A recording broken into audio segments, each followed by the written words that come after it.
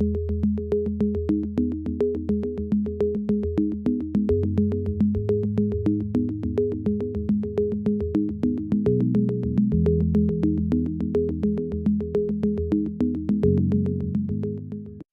so in the last class, we learned basically some of the basics, how to use the software, where to find functionalities, change units, when to change frameworks, how to run a simple single point calculation, and also how to set up a single corrosion rate calculation. And I gave you a brief overview of how to interpret the results for the corrosion rates. But of course, today we are going to reinforce how to do that using the software, and we are going to be focusing mostly on corrosion rates.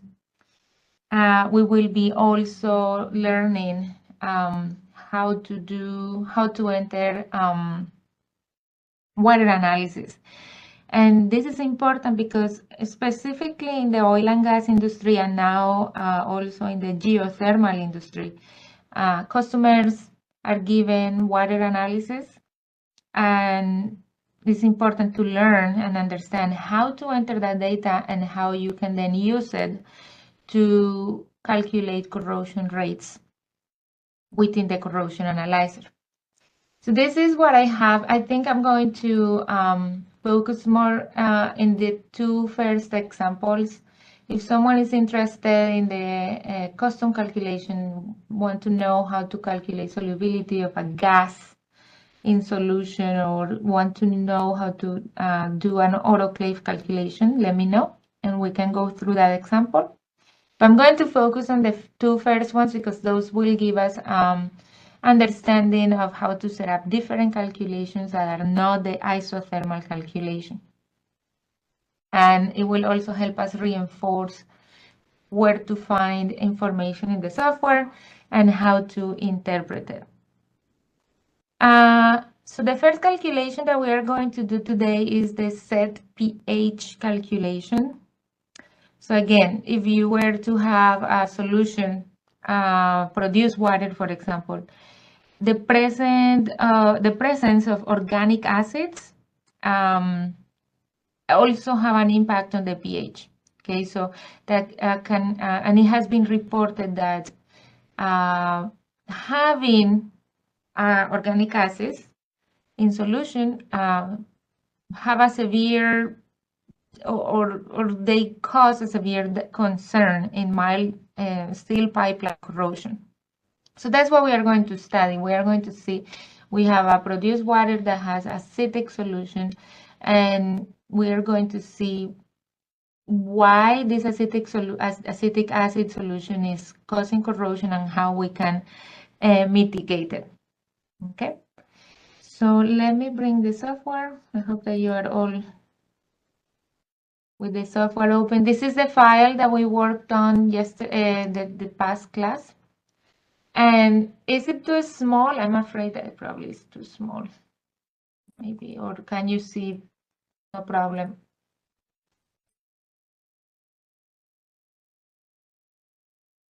What I'm going to do is, these are the examples we worked in the past class.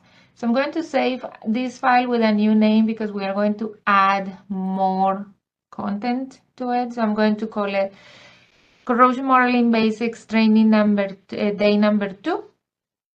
Okay. And the first thing I want to do is to add a stream. So we come here in the Actions pane, and I'm going to double click in the Add a Stream. I personally, in this Actions pane, I like to see this as a list. So I just right click on the Actions pane and select the list option. I just prefer this view over the default view. This new stream that we added, let's rename it Set pH Calculation.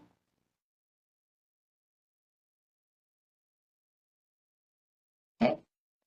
And the second thing that we need to make sure when we are doing corrosion rate calculations is to change the thermodynamic framework to the AQ framework. Okay, again, we cannot do corrosion rate calculations in the other two frameworks. It's always using the AQ framework. Okay, the third step is to define the chemistry. Okay, so we are going to define the chemistry of this solution. It's going to be acetic acid. If it's a produced water, you will have more ions, but for simplicity, we are just going to study an acetic acid solution. That's it. And you notice that I am entering the name. I had entered the name as acetic acid, and the software now is changing this to the formula name. And it's important that you understand that no matter how you enter the name, it could be formula name or the chemical formula, then or the long name.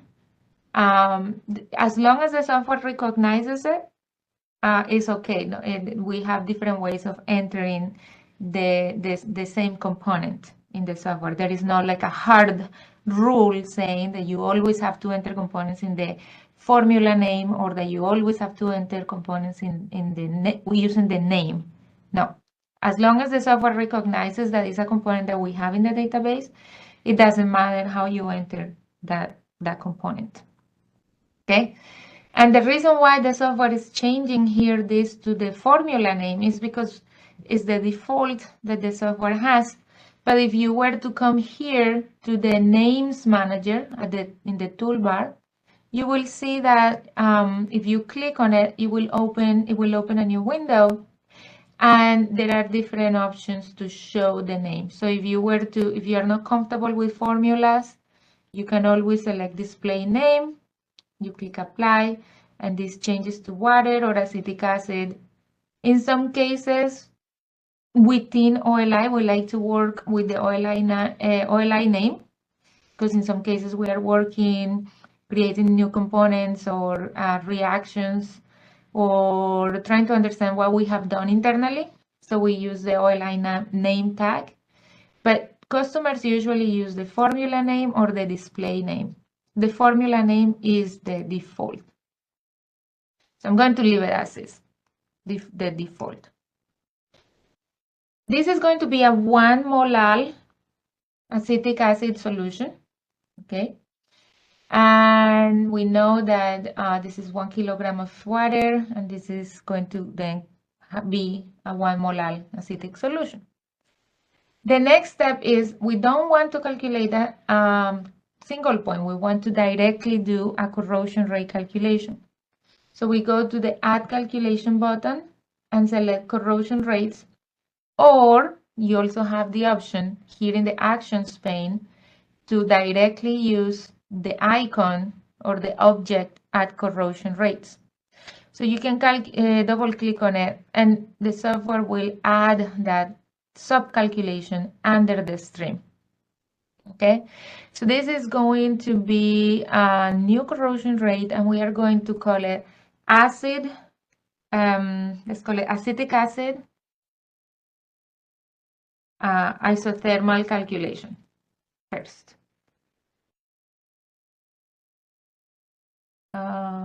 Yes, isothermal. That's the first calculation. So when we select that corrosion rate, by default, in some cases I've noticed that it varies actually. In some cases, if you select the corrosion rate, you will see here by default the single point rate by default, or in some cases I have seen it that goes directly to temperature. But in our case, we're going to do a single point rate. So make sure that the survey by option is a single point rate calculation. Okay. Now, regarding the calculation parameters, you should be already familiar with this. This will be an isothermal. In here, you will see that the calculation type by default is isothermal. The flow type is static, and the effects of the iron carbonate and the iron scales are included. Okay. But in this case, I want to calculate first this isothermal calculation. Why? Because I want to understand what is in the current state, how this 1 molar acetic acid, what is the pH of the acetic acid, and also I want to understand the corrosion rate on carbon steel. In this case, we're going to select carbon steel. We could use another alloy here, but I think the carbon steel is just the generic, and we are more familiar with it. So let's select the carbon steel or leave the default, and then go ahead and calculate the corrosion rate. Okay, so this is an isothermal calculation, nothing new that we haven't done before. So the software completed the calculation, and we want to now understand the results. So we go to the next, to the general corrosion rate output. And in here, you will see again, it's always shown as even though it's a single point, it's showing a plot, but it's easier if we just change it to view data. And we can understand here the values for corrosion rate and pH, which are the ones that are set by default. Okay, so for this acetic acid solution that we haven't neutralized or anything, you'll see that the pH is 2.4, almost nearly 2.4, and the corrosion rate is 1.13 millimeters at this temperature. And in some cases, you want to understand even in more detail why the pH, for example, is so low, right? So if I go back to my definition tab, there is another place where you can find the results of this calculation. And is if you go here to next to the input, you see down here under the in the definition tab, you'll see input, and then you see a number 1. In some cases, this will be named output, but in this case, it's just one single calculation, so they is named 1, and this is an output tab. If you click on it, in here, you will see a summarized version of the results of the corrosion rate results. So you will see the corrosion values, the corrosion rate that we saw in our table, the corrosion potential, the inputs of your simulation, and of course the contact surface. But you want to understand the dissociation, right? How that the dissociation of acetic acid is impacting the pH of the solution. So what I'm going to do here is I'm going to show you how you can add data here in this output report. So if you right click on the gray area, in any gray area of this report, you'll see that there is a new menu. And in here, there is the sections option. And these are all the results that you can add. So the ones with the check mark are the ones that have been added. And I want to understand the aqueous species, how everything dissociated. So I selected that again. So I did sections and I selected aqueous species. This is pretty much very similar to what you would see in the report, right? And additional stream parameters is anything related to density, ionic strength, pH, etc. I want also to add that specific information. So we know pH is 2.4.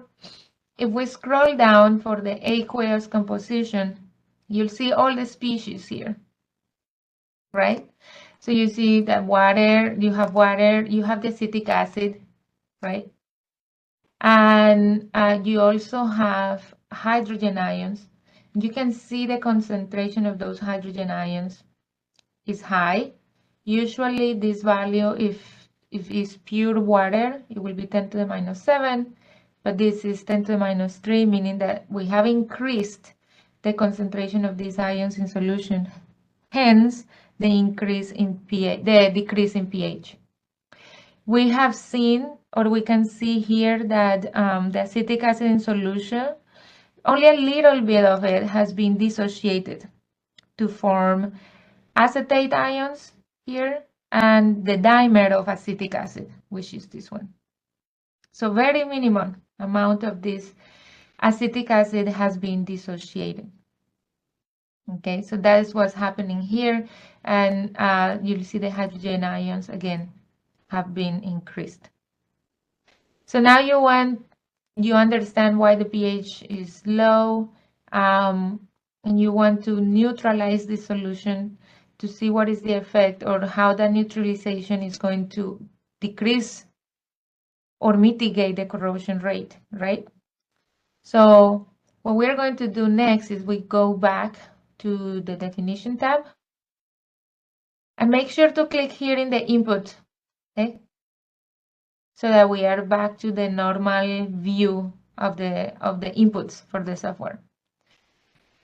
We're going to be back here to the set pH calculation. Just click on the set pH calculation, and now let's add another corrosion rate calculation. Let's rename it. It's going to be acetic acid, but now it's going to be neutralized. Okay.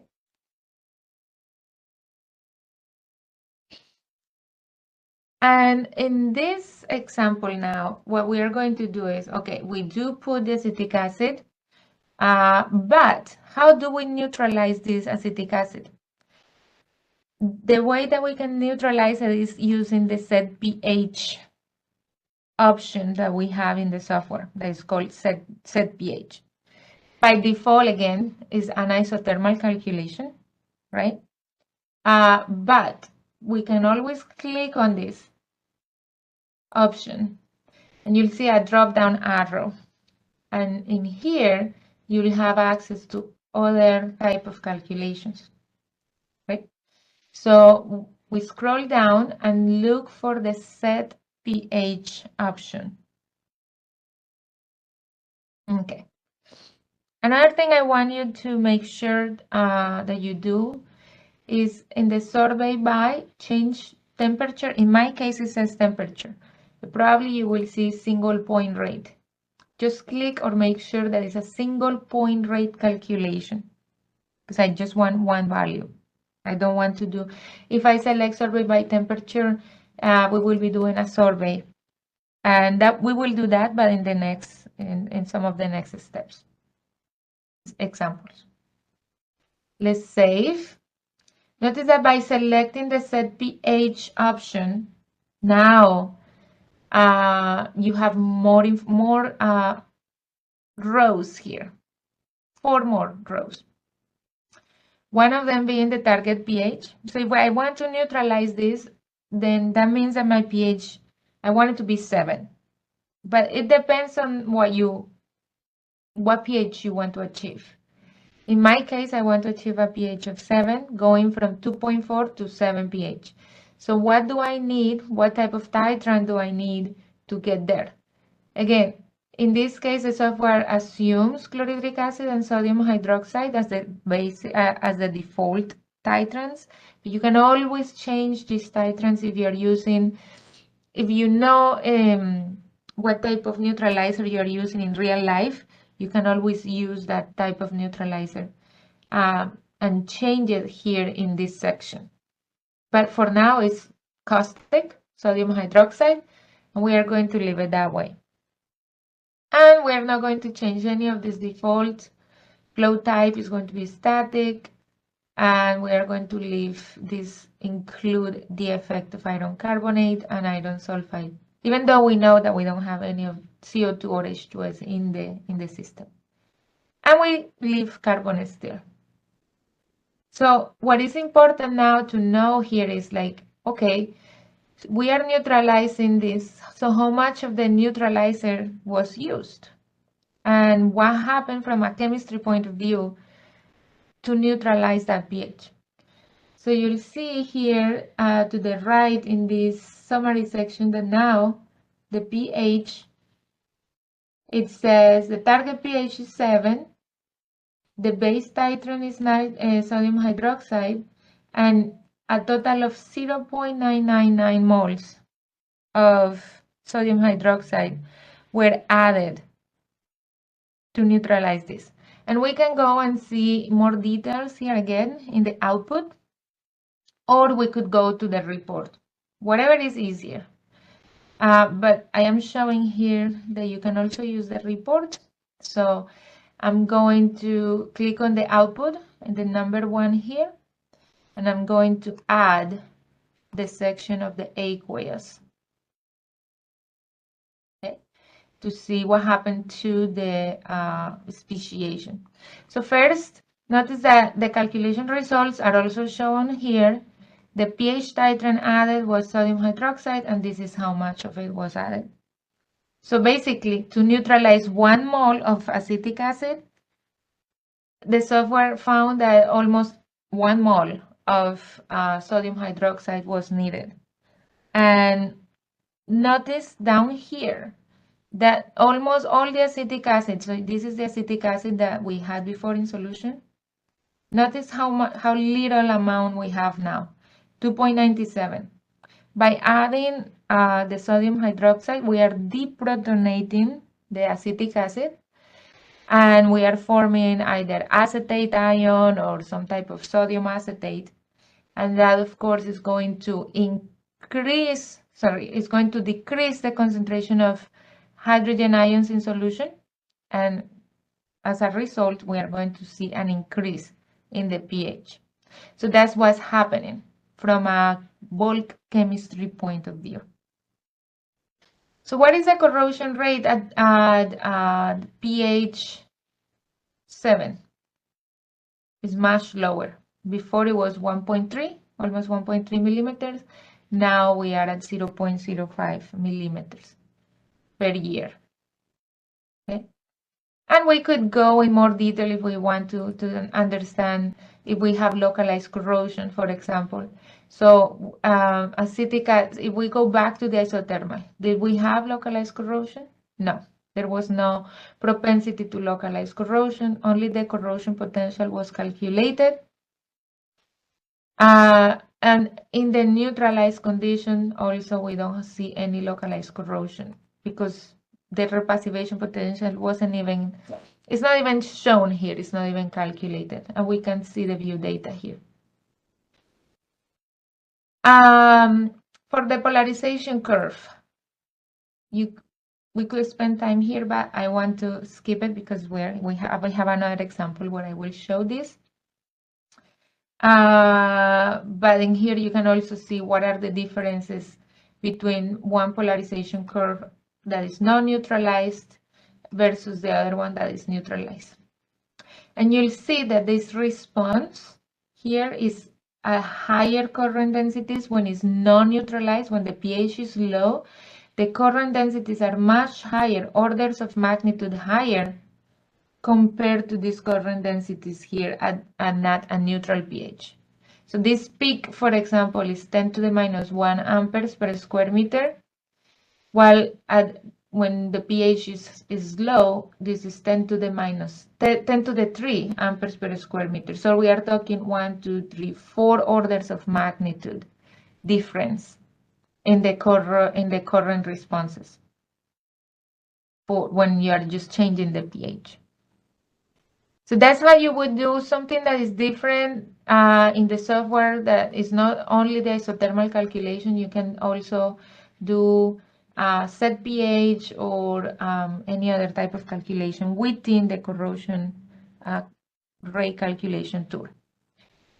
I see a question. Pradeep, you have a question? Yeah, Dan, I have a question. I see the repassivation potential here. So what is the context of repassivation potential in these calculations? The context? Context, what does it mean? What does it mean? Yeah. Yes, so in the plot, so ideally you will have two potentials to compare, the corrosion potential and the repassivation potential. When the repassivation potential is close to this corrosion potential, well, we know that we will have or not localized corrosion. But when when the software calculates, and if you see here, view data, the software calculates this value, very high value of 99.9 repassivation potential. That means that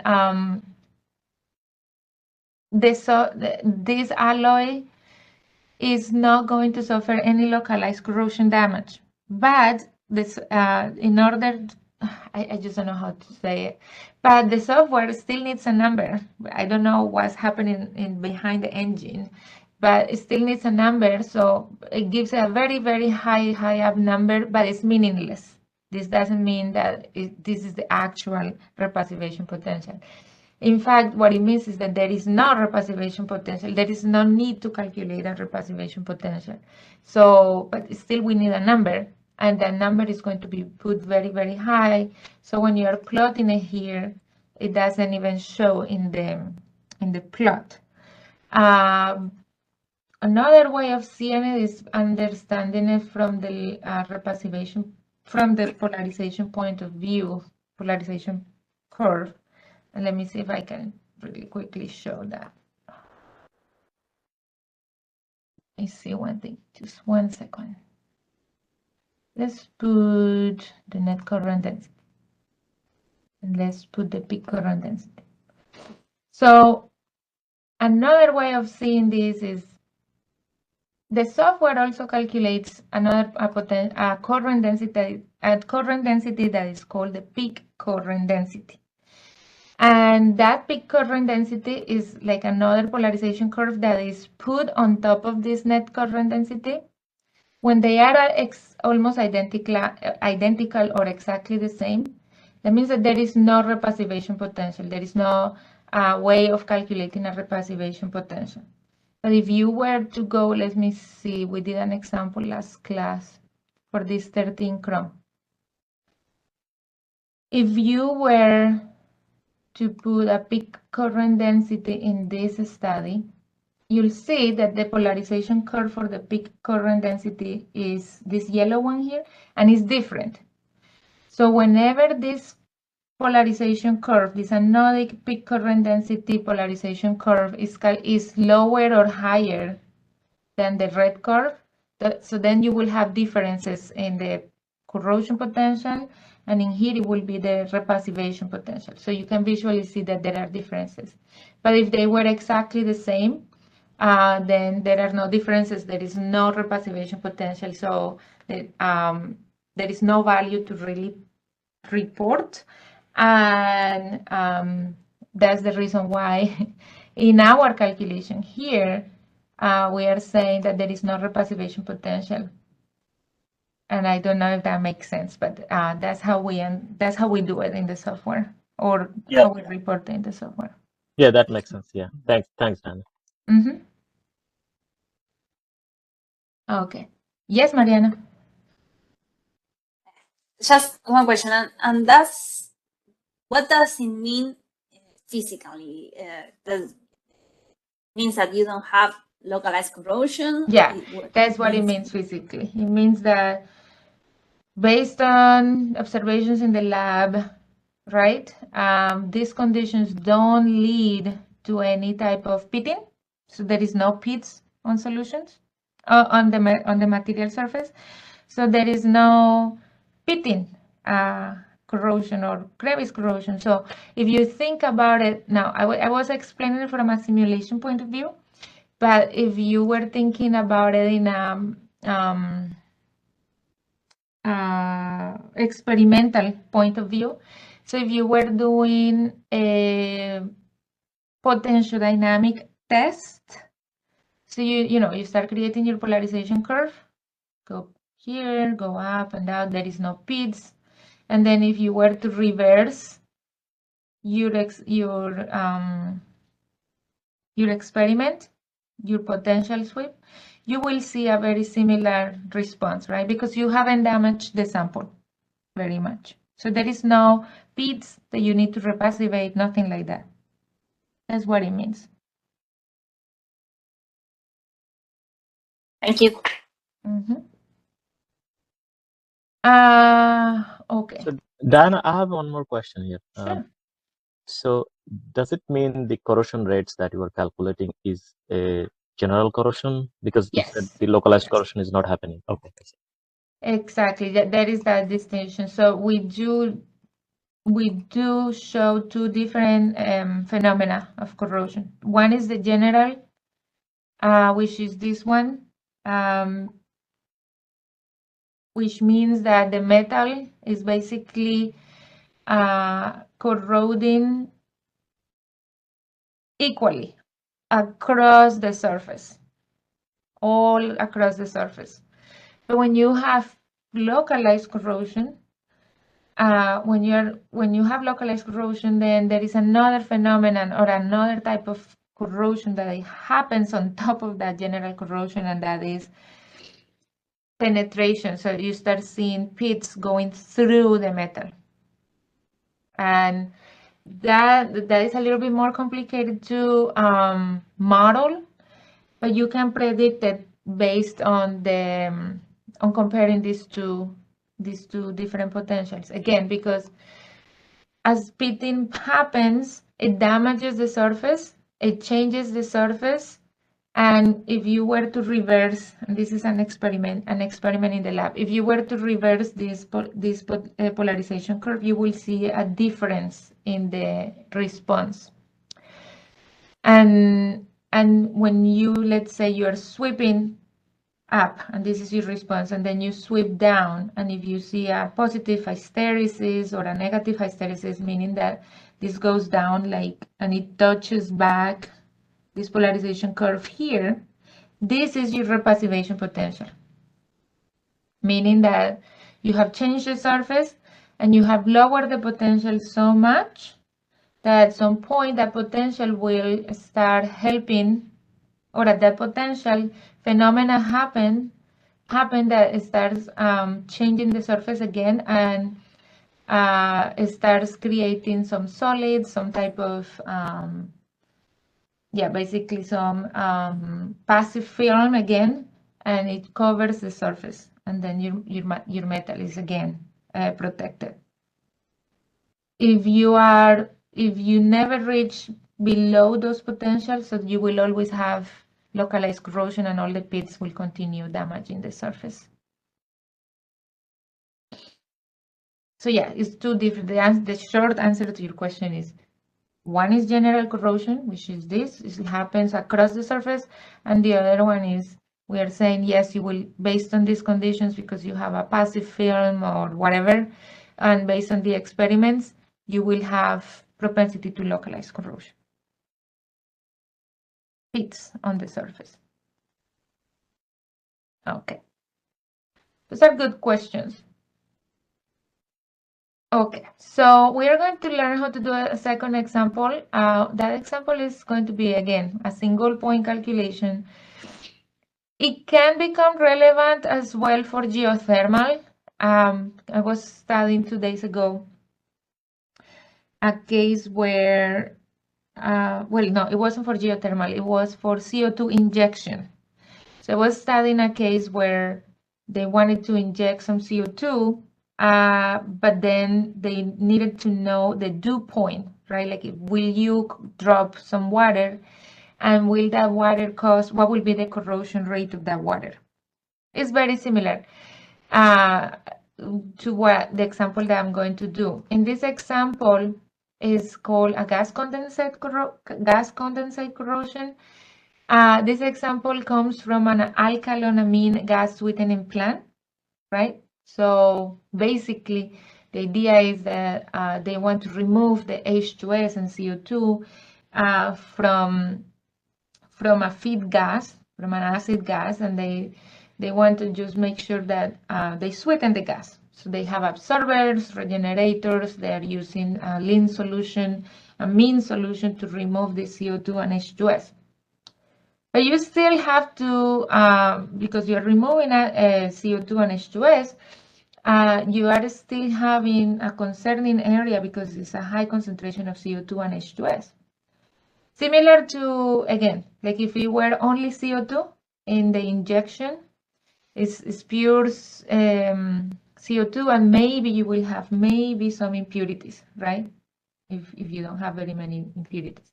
But at the end of the day, what you want to do is to understand, okay, my acid gas, this acid gas, if it happens to condensate, if it happens to have some water in the system, or touch or be saturated with water in the system, and if I reduce the temperature or the pressure, or if for some reason there is a source of more water and it just saturates my gas, what will be the corrosion rate? How aggressive can it get? So we have a calculation in the software. It's called the dew point calculation that will help us understand that chemistry. Okay. And of course, you cannot predict, we cannot do corrosion rates of gas phase. You always have to have a little bit of water. And that's why it's important that we specifically define that it's a dew point calculation. Because we need to understand the aqueous phase of what just condensed, what we just condensated in order to calculate corrosion rates. So this is the example. We are going to say we have a gas and we want to understand which material will be best. Will it be best to use carbon steel, 1018, or will it be best to move to 13 chrome? Okay. And then here is where you start doing material selection and basically using the corrosion rates, understanding what happens with the polarization curves, and see which one you would recommend for this type of environments. So let's go back to the software. In here, I feel like this is so small, even for me. I apologize for that. Maybe in the next hour, I will just increase the resolution of my screen here, or decrease the resolution so it looks bigger. So the first thing, again, is just to add a new stream, right? And we are going to rename this stream as dew point calculation.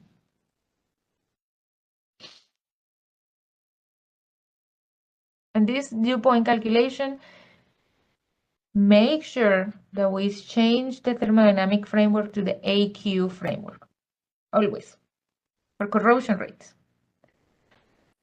Now, there is another step. It's always useful to do first before you do any calculations, and is to change the units. Because if you define your units, then you don't have to be back, and say, oh, I wanted it in this and this. But if you define your units from the beginning, it removes time and effort changing units and being frustrated why your units are not showing what you want. So click on the Units Manager. And in this Units Manager, select Metric Batch Mole Fraction. So instead of moles, look for my mole fraction option. Okay. And I want to see what this mole fraction units changes did on my units. So I click on the Customize button, and it opens this window where you'll see, okay, the stream amount will still be in moles. The inflows will be in mole fraction. So if they give you a gas analysis, so you can enter 90% CO2, H2S will be 2%, etc. And maybe you're okay with this, right? You don't need to make any other changes. Notice that the output variables will also be in mole fraction. So if you were to want to see your aqueous composition as concentration, you would change this to concentration, right? If you want to, and we can do that. Let's change this output variable. All the species that dissolve in water, we want to see the concentration in units of concentration of milligrams per liter, and so on and so on. You can change the other ones if you want, depending upon your needs. Another change I want to make is in the corrosion tab. I want to change the units to mils per year. I don't want to use millimeters per year. In the US, and I think mostly the US, they still use the mils per year. I think in Europe, you guys in Europe, Mariana and Joaquin, you use the millimeters per year, correct? I'm not sure. Yes. Yes, millimeters per year. Okay, so in that case, let's not change it because maybe it's easier for you, right? Millimeters per year. But the whole point here is you can always change those units, right? So let's leave it in millimeters per year. And click OK. And then click OK again. And you'll see now my inflows are in mol percent. Now, in here, we will enter the gas composition.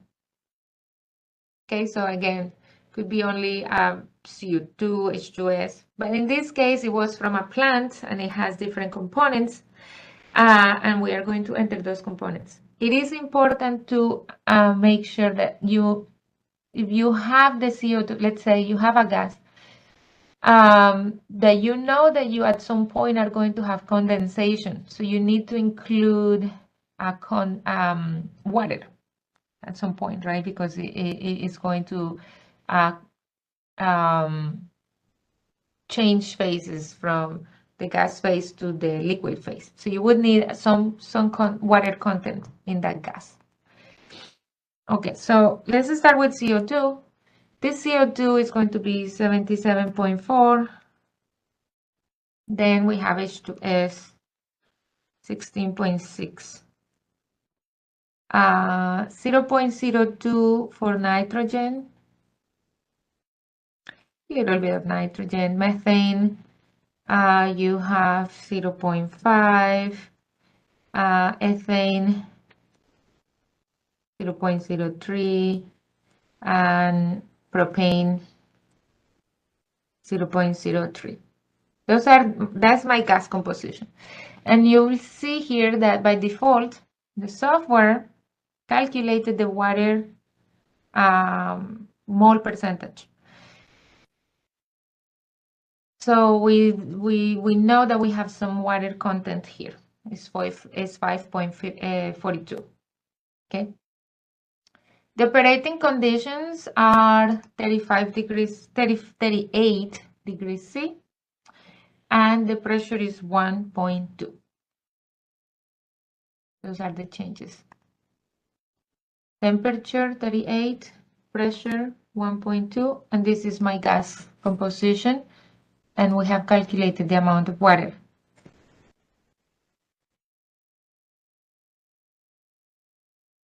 Okay. Now, one question that I would ask, because I have been given this in real life. Okay, so you were given a gas, right? A gas analysis, but it doesn't have water content. How would you saturate it with water?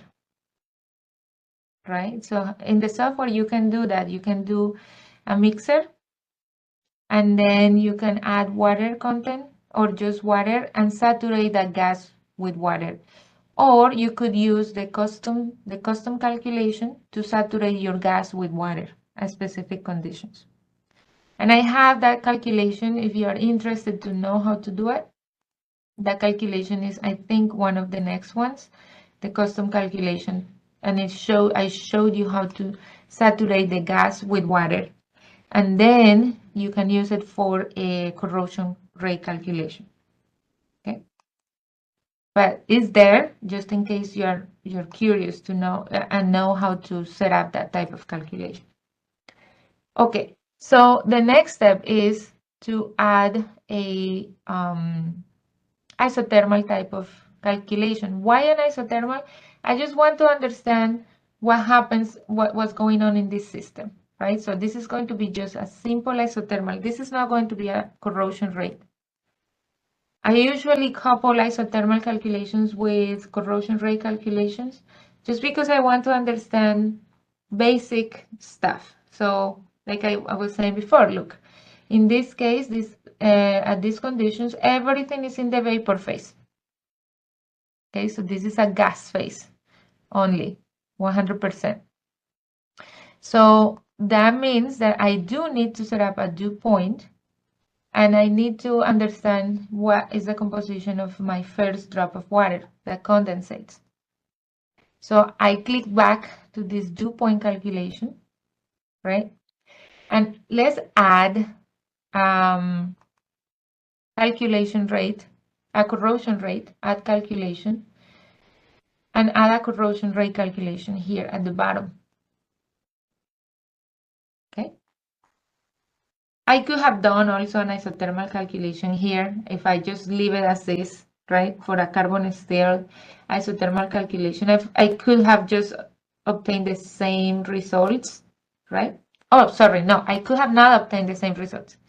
Again, because we don't have an aqueous phase predicted.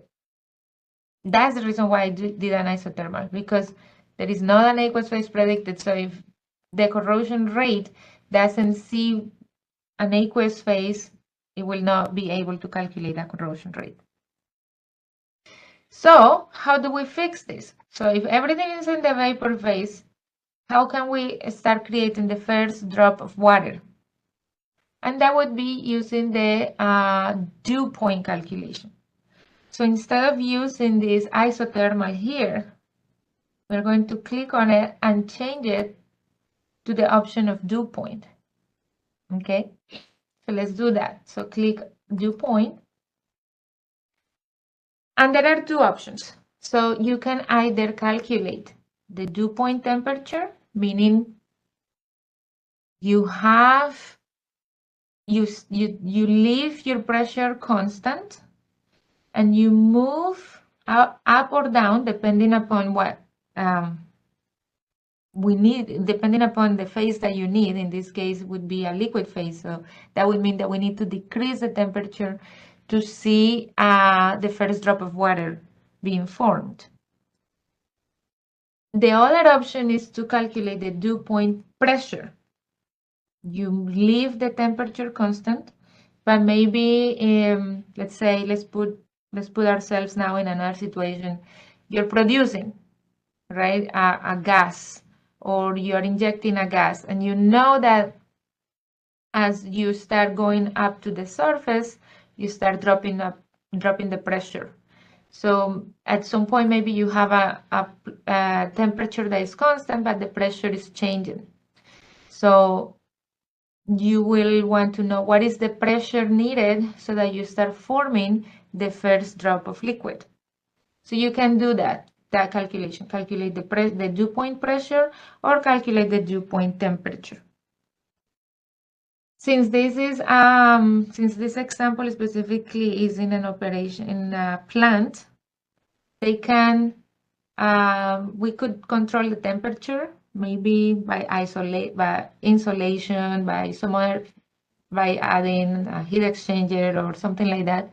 So I'm going to calculate the dew point temperature. What will be the minimum temperature that I need to start seeing condensation? And probably they want to avoid that temperature. They want to increase the temperature so it never condensates.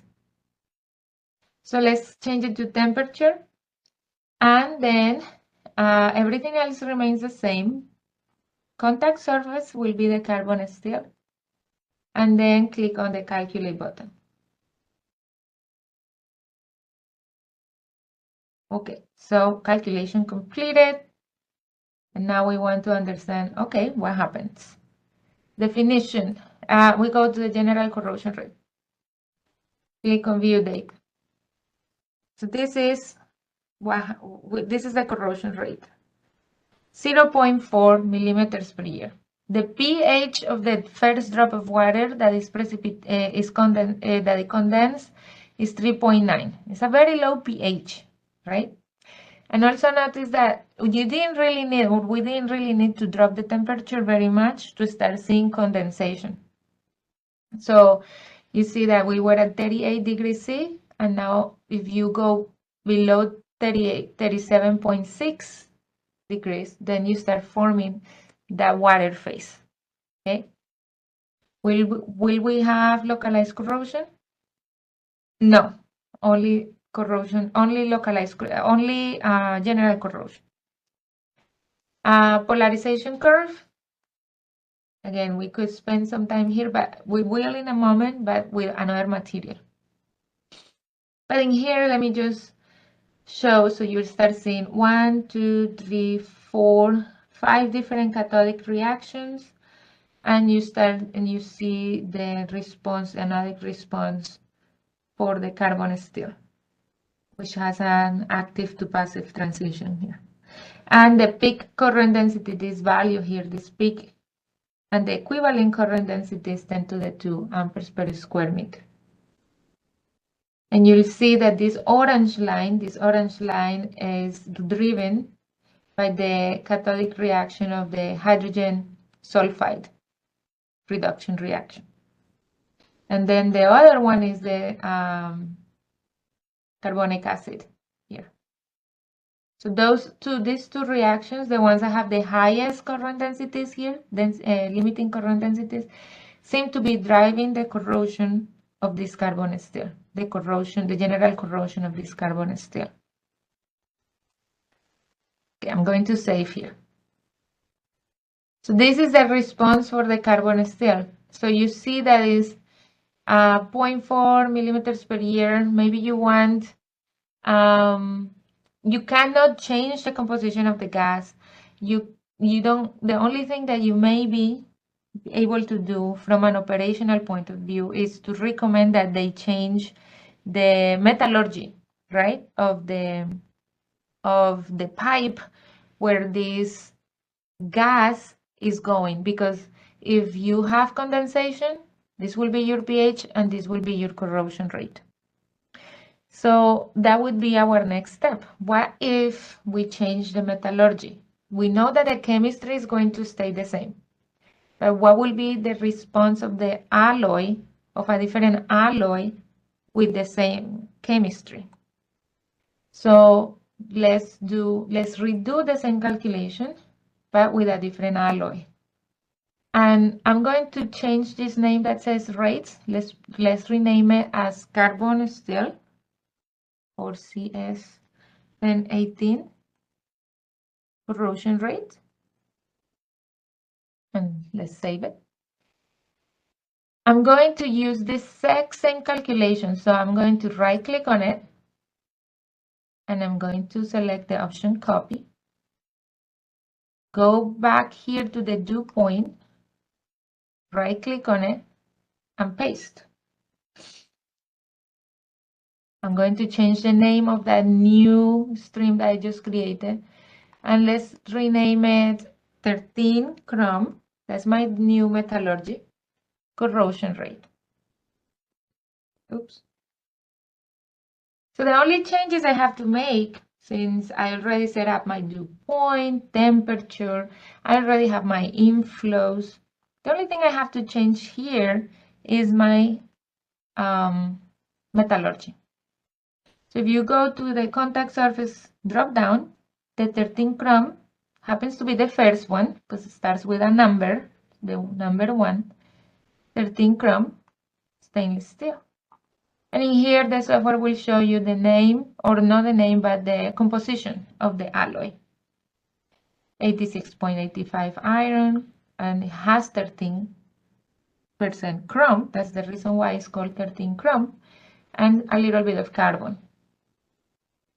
And then we can go ahead and calculate.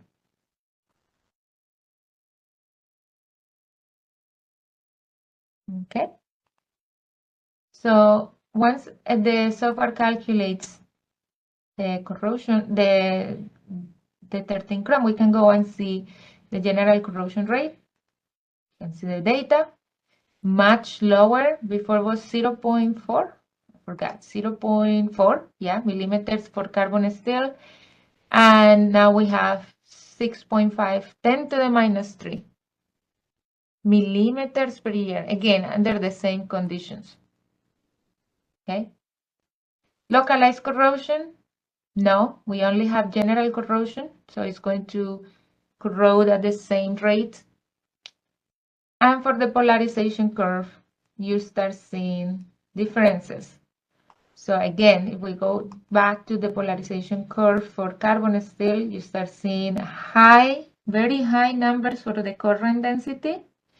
If you go to the 13 chrome, now you see how the current density here, this straight line, is much lower.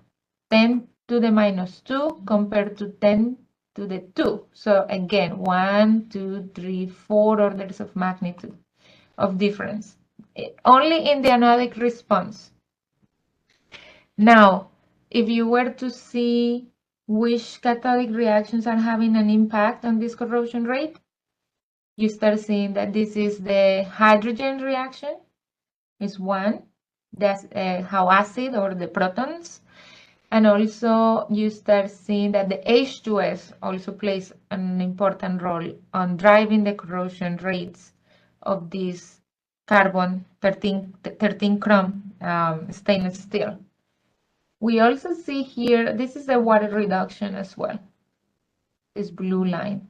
So it's only 3 different cathodic reactions, while in the carbon steel is 1, 2, 3, 4, 5 different cathodic reactions that are all driving the corrosion. All of them are happening at the carbon steel surface. The 13 chrome, probably because it has the chromium, is causing this lower corrosion anodic response here for the anodic response for the alloy, and it seems that the CO2 corrosion is not an issue. The CO2 specifically is not driving, or the carbonic acid is really not driving any type of corrosion for this alloy, which is good because this specific gas stream contain a lot of CO2. So it would seem that based on these results, 13 chrome would be a good recommendation to change the alloy or the pipe, and the metallurgy of this pipe would be 13 chrome. It wouldn't have a big impact on, like, if you have condensation, this condensation wouldn't have a big corrosion damage on this pipe because it's made out of 13 chrome. Any questions about this example? Does it make sense what I just talked about? Basically, how we are using the software to do material selection and how we are basing those results on the chemistry. Yeah. Sorry, I have a question. This related to, it's not related exactly to this example, but I want to know how this software works.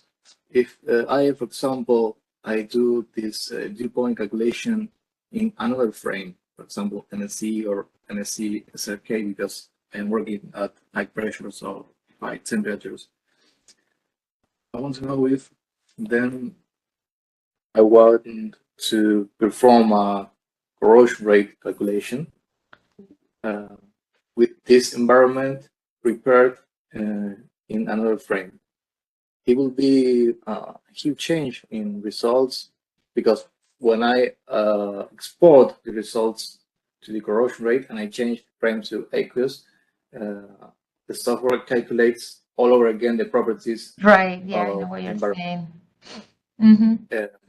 I do have a workaround for that. I do have a workaround, and it's a very good question. Yes, so let's say I'm going to copy this dew point calculation here. What I want to know is if there will be huge differences between the environment calculating at with NSE frame and the AQ when the software does the calculation at AQ for the corrosion. Yes, I mean the AQ does have limitations. As I said at the very beginning, it does have limitations with higher concentrations of salts, or if you go to higher pressures, specifically pressures. Don't remember what's the limit for the pressure, but for the conditions that I have seen. But yes, the AQ has limitations, and it's important to know that. Now, I know what you're saying. Let's say you're using the MSC SRK, right? You're saying, okay, I'm using the MSC SRK and I'm going to use the same composition of this gas. I'm going to delete this really quickly for illustration purposes. So I'm using MSC SRK, let's say. In this case, probably we will not see very many different changes because the temperature and pressure are not that high, right? So they wouldn't, and the concentrations are like not super, like we don't have any salts in here. So I don't expect to see changes from the MSC SRK to the AQ, but let's see. So let's run an isothermal calculation, right? So you'll see that it says it's a vapor phase, and in the AQ, it will be the same moles. Now I want to calculate a dew point, just because I want to compare. Just change this. I promise I have a point here to make. Let me just change this to a dew point calculation. Because that question has come to me several times. And I think I have a workaround. And the software developers can correct me if I'm wrong. From the point of view of chemistry. Sorry. Is it temperature? So the dew point and the dew point using the AQ, right? So we say, let's go to the report. I want to see the composition of the water, the CO2 in the water. 1,000 milligrams per liter and 500 for H2S. 1,000 for CO2 and 500 for H2S. If we go and do the same calculation for the MSC SRK, and we want to go and we go to the report and see what is the distribution. So you'll see they are more or less the same, right? Like 1,000 and 500. They don't differ very much.